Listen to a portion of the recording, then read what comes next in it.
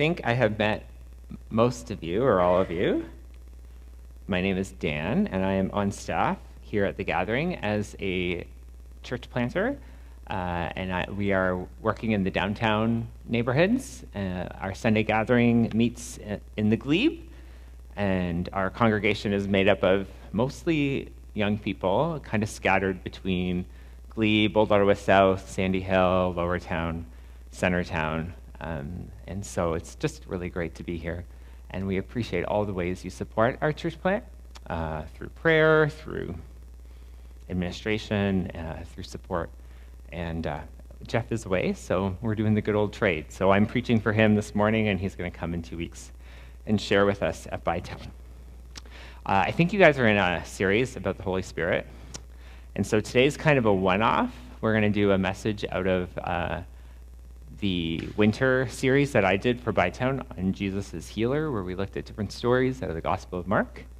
And so it's my prayer that as, this Sunday is kind of this one-off in the midst of a bigger series, that it still is a blessing to you today, whatever you're going through. The staff at Enterprise knew me by name. Every week I showed up right before close on Tuesday, and I picked up the smallest and least expensive car on the lot. Then I drove to Kingston to pick up my buddy. I learned every corner, tree, and rock along the 401 and the 416. First, we met in Toronto. We started an accountability group, not of our own initiation, but of our supervisors, to address the sin and brokenness threatening to take us out of ministry, if not confronted. We learned how costly sin is on our staff budgets, our calendars, and our energy levels. We sat around a kitchen table, coffee in hand and journals open. Each of us came prepared. Our managers had given us a resource to help provide language for our sin, a document called Evil Hearts of Unbelief. 3 copies sat on the table, 1 for each of us. An older IVCF staff helped us get started. He laid out the parameters and a structure for the meeting, and one after another, we took turns sharing our stories and our struggles. I bore my soul, finding language for my poor self-image and negative comparison towards others. That's messed up. The response shocked me. I assumed that the older staff who I looked up to did not mean to offend me, but his words pierced my fragile heart. A wall quickly erected itself around my heart. I risked, brutally honest. I invited people into the inner parts of my life. Sacred spaces I would rather keep veiled. I felt more alone than ever before. I battled the lie that I had made a tragic mistake by being vulnerable. Instead of feeling more connected to others, I felt more estranged. As I drove home, the words of the staff continued to ring in my ears. I turned up the tunes, trying to drown out the condemning voice. People will never love you if they know who you truly are. Every radio station repeatedly played Lady Gaga's Bad Romance, which I'm dating myself, and I bet that didn't help. Shame runs rampant in our society. Simply put, shame is a powerful emotion of embarrassment about yourself. It happens when you're not the person that you're told, internally and or externally, that you should be. People experiencing shame struggle with self-worth. They fear people will not receive them for who they truly are. According to my Google search, shame can be categorized in different ways. Some of us struggle with financial shame. Financial shame is a feeling of inadequacy around your financial situation. It comes from not having enough money or having too much money. Not being good at budgeting, overspending, getting into debt, not saving enough, or feeling judged by others are all contributors. In Canada, it's estimated that 50% of us struggle with financial shame. Some people struggle with shame around their mental health.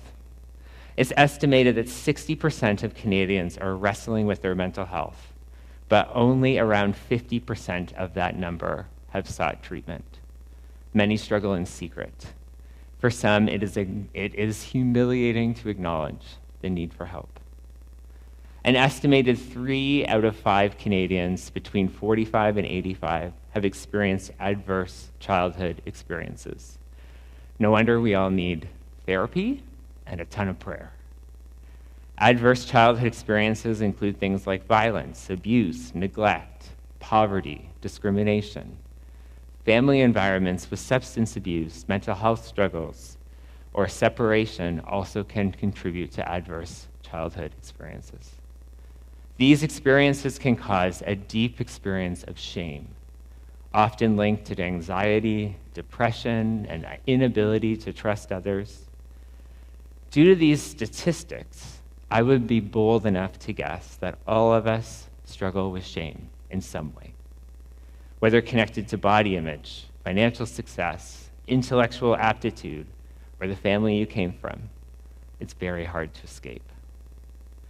Today I'm going to share, like I said, a message from a series I did at Bytown this winter where we looked at Jesus as healer. We dove into the narratives from Mark where Jesus showed up on the scene and he revealed himself as one who had power over the darkness and the power to heal. In a previous text, right before this one, Jesus entered the synagogue on the Sabbath. A demon confronted him. With authority, Jesus silenced the unclean spirit. It came out of the man. The crowd, overcome with amazement, declared, "What is this? A new teaching?" Jesus demonstrated authority in a manner unparalleled by their religious leaders. This power over evil was significant. Jesus began his ministry by revealing his power over the power of darkness. Remember, Christ is more powerful than the schemes and tactics of hell. Jesus has, and he will, overcome. Today we're going to dig into another account of Jesus healing, and we're going to look at another angle of how he heals. And as you can probably tell from the intro, we're going to dive into the topic of shame. Jesus reaches his healing hand into the very places that feel dirty, judged, and untouchable. Jeremy read for us Mark 1, 40 to 45. And if you have your phone or if you have an actual Bible, you can feel free to pull it out and follow along with me. This story is located at the end of the first chapter of Mark's gospel. Mark wrote a quick-paced narrative. He sought to get at the message. Jesus, the crucified one, overcame the grave. Truly, he was the Son of God, the King of Israel. Mark wrote the letter to the church in Rome. The faithful faced torment under Caesar, persecuted because of their allegiance to Jesus. In the story directly before, Jesus went to Peter's house. Peter's mother-in-law laid sick in bed. She did not have the strength to serve them a meal. Peter likely felt ashamed. To have Jesus and the others in his home without hosting them properly went against the customs of that day. Apparently, Jesus made a great dinner guest. He fixed the problem immediately, not by whipping up a meal as I would do, but he took Peter's mother-in-law by the hand and helped her up. As his hand embraced hers, the fever left. Miraculous. In the morning, Jesus retreated to pray. He woke up early in the morning, between 3 and 6 a.m., and he went out to the deserted place.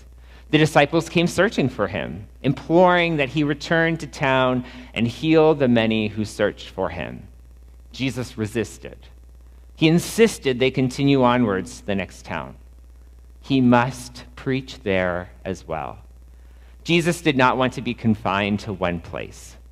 Instead, he moved outwards.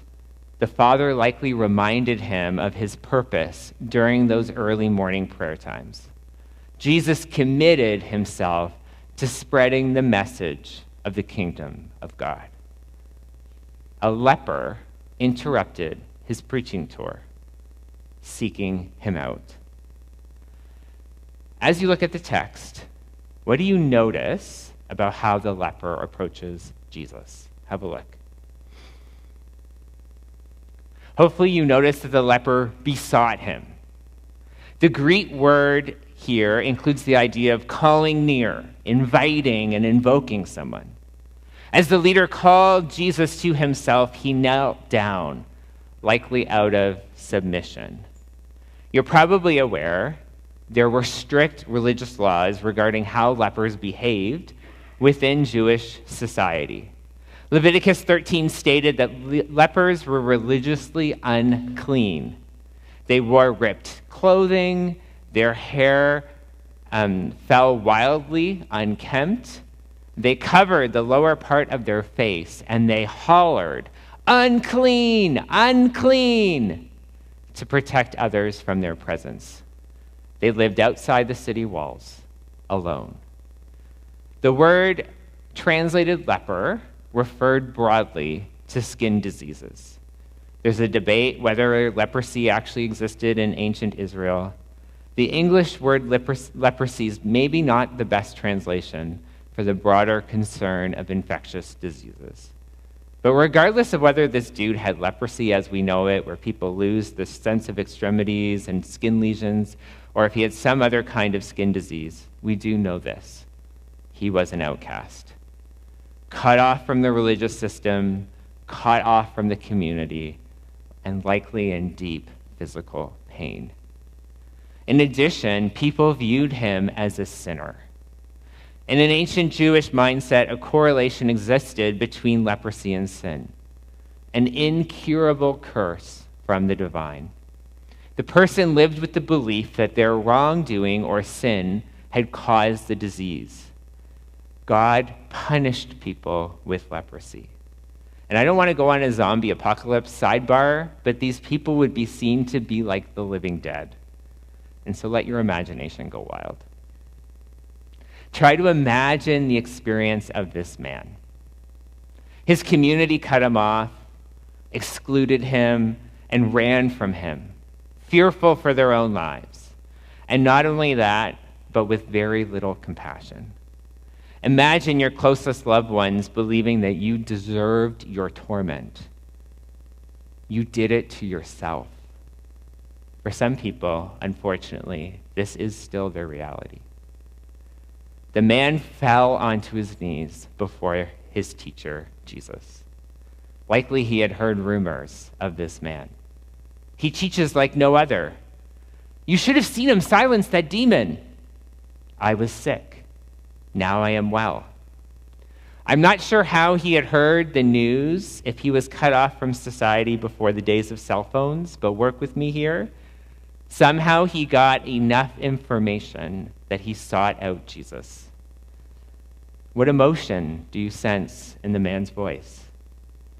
He cried, "If you will, you can make me clean." Where are you in the scene as you hear these words? Are you in the crowd? Are you a disciple of Jesus backing away, hoping this dirty, disgusting dude doesn't lay a paw on you? Lord, help me. I am that person most of the time. Can you feel the emotions of the leper deep within your own heart? Are you the outcast in the story? Does that plea resonate with you? If you will, you can make me clean. Notice the request, if you will. It is not if you can. Often I'm wrestling with Jesus about whether or not he can do stuff. Can you actually heal me? Can you actually bring peace to this world? Can you actually feed the hungry and house the afflicted? Are you really as big as you say you are? But this man does not struggle with that question at this moment. His response indicated some level of faith that Jesus could heal him. The question is a different one, a question that I am way too familiar with. Does Jesus want to heal him? If you will, you can. If you will, you can heal me from cancer, Jesus. If you will, you can make one of our community members walk without pain. If you will, you can restore the pain and stiffness in one of our sisters' bodies. If you will, you can strengthen a sister's immune system and free her from the weight of always having to wear a mask. She just texted me again this morning. She's going to miss church because of another lung infection. If you will, you can free us from addiction. If you will, you can address the injustice of this world. If you will, you can heal our beautiful planet. If you will, you can provide work for the unemployed. If you will, you can heal my broken heart. If you will. The leper is not questioning the reports of what Jesus has done. Maybe he's witnessed some of the healing with his own eyes. Maybe he has strong faith. His question is about will. There I stood, lined up against the fence. A shiver ran down my spine from the cool November air as I shifted my feet back and forth, trying to stay warm. I looked at my two friends, the two team captains for the game that day, knowing that my fate rested in their hands. "Steve," the first one said. Now, this was no surprise. Steve was the fastest runner in the whole 7th grade and maybe even the whole school. He always got picked first. "Jamie." One by one, my friends slowly walked to the fence and formed a line behind each team captain. Slowly, the group of us waiting to be picked shrunk. I wasn't surprised to still be standing there. No one ever wanted me on their team. I was horrible. Clumsy, slow, a liability. The group thinned, and there were only 2 of us left. Me and the annoying kid that everyone picked on. "Dan." I snapped back into reality as I heard my name. Fortunately, I wasn't last. That punishment we reserved for the kid that no one liked. We lined up, and I began to play a game completely foreign to me. Over and over again, I felt the pigskin of the football slip between my fingers. In my mind, a little radio began to remind me over and over again that I was incompetent, weak, and a moron. During one huddle, my friend, the team captain, looked me in the eyes. "Dan, we're going to surprise them. No one ever covers you, for a good reason. I'm going to throw you a short pass for a touchdown." I couldn't believe it. Before I knew it, I heard the boys shout the words, "Hut, hut!"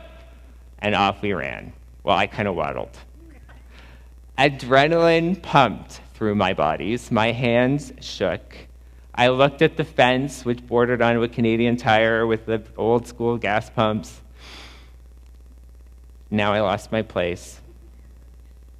There we are. And I saw the spot where the end zone was. I spun around and I saw my friend looking right at me. Quickly, I gave him a nod. Thump. I felt the hard ball slam into my chest, and as fast as I could, I hugged the ball as tightly as I could.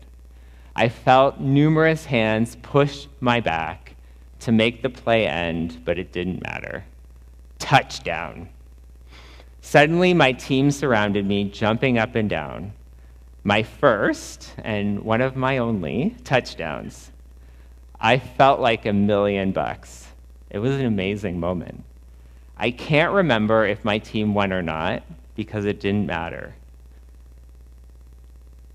I felt victorious. However, the radio did not stop in my head. The nagging voice continued. "You're weak, you're pathetic, you only got a touchdown because no one was covering you and it was a short pass. What a loser." I got used to getting picked second last.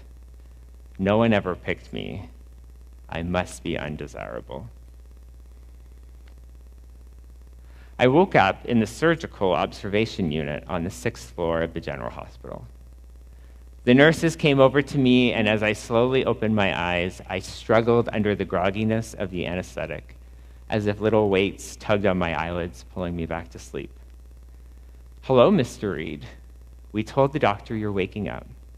We will come and see you shortly." I mumbled something in response, trying to catch my bearings. Before long, a doctor with short brown hair, glasses, and a long white medical coat arrived. He stood next to me. I looked up and saw his lips pressed together in place of his warm smile. He spoke matter-of-factly, and yet as he spoke, it was clear to me that he had no conversation or no script for this conversation. He seemed less sure of his words. Uncertainty clouded his voice more than in any of our previous conversations. "Mr. Reid, as you know, we thought we would do laparoscopic surgery. We intended to simply go in and remove the cancer from your lungs. However, I'm sorry to tell you, we had to do a much more extensive surgery. We had to open you up. We went to remove the lesion we saw on the CT scan, but it was gone." He went on to tell me that he had to call in another surgeon, and together they searched and prodded for the spot on my lungs, believed to be cancer, on the same lung where they had previously successfully removed cancer only several months before. However, there was a problem. They couldn't find it. I looked down and I saw the machines hooked up to the side of me, 3 in all. Tubes that helped heal my battered and torn lung. An ocean of anxiety crashed over me, threatening to drown me. We even stuck our hands in and felt around ourselves, he went on. "It's gone." I laid on the hospital cot, searching for words. I couldn't believe I had a surgery I didn't need. My brain only computed that I faced more short-term pain and a longer recovery. A heat arose within my body, anger slowly overtaking me. It started in the tips of my toes and crept its way upward until I was consumed. My mom and Melody arrived shortly after the doctor left. I swear my mother's feet barely touched the ground. Those that know her can picture it. She bounced excitedly. Melody, unsurprisingly, did not match my mother's enthusiasm, yet a smile filled her usually calm, reflective face. "Did you hear?" my mother asked. "It's gone. Cancer is gone." "Thanks, Mom. Now the whole hospital has heard?" If I could, I would have hid under the sheets. I did not match her excitement. "But the doctor said I'm going to take longer to recover," I countered. "I didn't even need this surgery." I don't remember much from our interaction, except that I felt relieved when they had left. I wanted to be alone. The deep, brewing emotions surfaced and overwhelmed me. The anger switched to sorrow. I began to weep in my hospital bed, and almost immediately a nurse appeared and offered her hand. I grasped it with all my might, thankful for a stranger's touch who could potentially hold knowledge to guide me. What is even happening? Does this happen very often, that a spot shows up on a CT scan and then is gone afterwards? The nurse shook her head. Why am I going through this? The tears streamed down. The nurse didn't rationalize or explain anything. She simply offered me her presence and her healing touch. Now, looking back, I can see that more was healed that day than just my body. I don't know if I was healed from cancer. I had a light lesion on my lung, and then I didn't, and that's all I know. Either way, the cancer returned a few years later.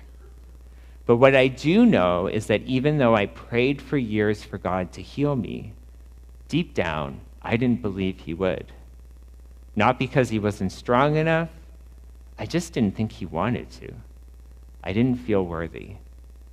I needed to come face to face with the possibility that he may have healed me to realize that he actually wanted to. He saw me. He picked me. The little boy overlooked on the football field was not overlooked by my Heavenly Father. I relate to the leper through his experience, even though it was undoubtedly worse than mine. I doubted I was worthy of healing. I wasn't important enough, smart enough, and moreover, I definitely wasn't holy enough. If only you knew. Oh wait, he does know how unworthy of healing I am. Jesus reached down and healed part of my broken heart. He saw me. I was not alone. I was not insignificant or forgettable. I was treasured, loved, valued. I was worth it. Jesus responded, I will be clean. Jesus spoke the words, reached out, and touched the man. Remarkable, scandalous. Notice the text. Jesus touched a lot of people when he healed them. He could have just spoken the words and it would have been done, like when he hung the stars in place. So what is so significant about touch? In the Jewish religious system, when something unclean touches something clean, the uncleanliness spreads. The unclean item is the more powerful agent. Jesus operated differently. When the clean one, the Holy One of God, touched something unclean, they both became clean. He is more powerful. The laws do not apply to him. He is greater than uncleanliness. Jesus is like a giant sponge. I wish he'd come over to my house. We need a good scrub. Human touch is powerful. It releases oxytocin, building connection and trust. It releases serotonin, decreasing one's pain. It can lower one's stress. It can calm someone down. Jesus' interactions with people were intentional and purposeful. Through touch, Jesus restored what was broken in this man's life. He brought back his physical health and freed him from the clutches of disease. He instructed the man, go see the high priest. And the text says sternly charged. And the Greek is similar to like a horse snorting. Jesus was not friendly. He was forceful and he was clear. He demanded that the man see the priest so that the Jewish law could be fulfilled. Leviticus 14 laid out religious rules for a person with skin disease so that they could be declared clean. For the man to fully re-enter into society, these regulations must be fulfilled. Jesus healed the man physically, but he wanted to give him so much more. He offered him religious and societal healing as well. An opportunity to re-engage in every fabric of the Jewish culture to get his life back. The man was too excited. He proclaimed the news near and far. He talked freely about what Jesus had done, and the news spread everywhere, so much so that Jesus couldn't even go into a town. And why could Jesus no longer go into town? Well, he was now considered unclean. He had touched an unclean man, a man who would be only considered clean if he was declared clean by a priest. Jesus moved from the synagogue into the wilderness willingly in order for a man to move from the lonely place to community. Did Jesus know what would happen? Would he still heal the man if he knew he would wind up in the countryside? I bet he would do it every time. And in the same way, Jesus took our shame. We were lost, bound in sin, trapped in a runaway train without any brakes, headed for our demise. And King Jesus loved us too much to let us crash. He put himself in the place that we deserved. He allowed himself to be hung upon a cross outside the city, spat on, mocked, beaten, and humiliated. He took all our shame so that we could be in community again. We became clean in the eyes of our Father. For those of us drowning in shame, hear the good news. You are not good enough, but there is one who is. Jesus lived a life in perfect communion with his Father. He never succumbed to the belief that he was not enough. He never fought to be someone different or better than he was. He never wore the fig leaf. It's actually incredible to imagine. And yet he took on all our shame so that we can have a perfect relationship with the Father, so that we could be united with him for eternity. It's remarkable. It's almost unbelievable. He willingly pushed himself to the margins so that we could be pulled into the center. And in response, we can acknowledge we need a higher power. We can't deal with our shame on our own. We need to hear the voice of the Heavenly Father affirming us and declaring the truth of our true identity. Remember the baptism of Jesus. As he came up from the waters, the Father spoke, "You are my beloved Son, with whom I am well pleased." In the same way, I believe that the Father wants to speak to each of us about who we truly are. He wants to meet us in our shame and in the places where we're believing lies. He wants to replace it with his truth.